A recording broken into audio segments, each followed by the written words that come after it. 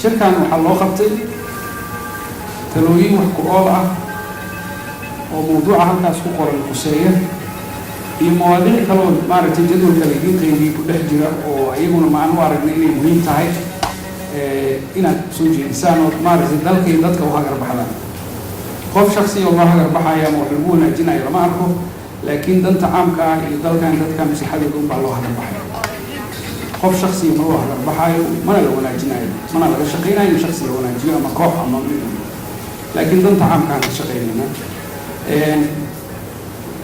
waxaan rabnaa shirkan inay ka soo baxdo warmurtiyeed oo tala jeedin ah annagu waxaan leenahay tala soo jeedin dowladdana ayadaa iskale ama ciddii kastoo maaragtay shacabka kamida taladaas inay qaataan